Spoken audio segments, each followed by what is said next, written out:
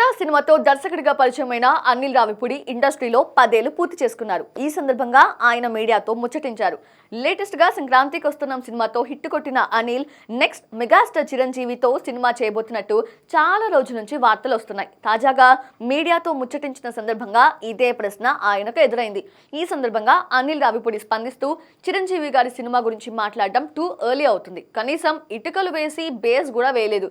Just ఇంకా talks లోనే ఉన్నాం. ఎలాంటి జోనర్ చేయాలి, ఎలాంటి సెటప్ లో చేయాలి, సంక్రాంతికి వస్తున్నాం తర్వాత వస్తున్న సినిమా కాబట్టి నేను ఎలాంటి జాగ్రత్తలు తీసుకోవాలి, అలాగే చిరంజీవి గారు లాంటి ఒక ఇమేజ్ ఉన్న స్టార్ తో చేస్తున్నప్పుడు ఆయన స్ట్రెంగ్త్ ఏంటి, ఆయన ఇప్పటి వరకు చేయని జోనర్స్ ఏమైనా ఉన్నాయా, ఆయన చేయని జోనర్స్ ఏమైనా పట్టుకోవచ్చా, ఆయన ఈ మధ్య కాలంలో అటెంప్ట్ చేయని బ్యాక్ డ్రాప్స్ ఏమైనా ఉన్నాయా లాంటివి పట్టుకుందాం అని బేసిక్ హోంవర్క్ జరుగుతోంది. ఖచ్చితంగా 100% అందరూ ఊహించినట్టే, ఊహించిన దానికంటే ఎక్కువగా చిరంజీవి గారిని ప్రెజెంట్ చేయాలని భావిస్తున్నాం.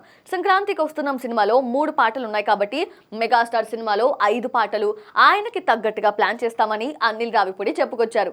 అలాగే తన కెరియర్ లో నాగార్జునతో కూడా ఒక సినిమా ఖచ్చితంగా 100% చేస్తా అని ఆయన కామెంట్ చేశారు. మరి మెగాస్టార్ తో అనిల్ ఎలాంటి సినిమా చేస్తారో చూడాలి.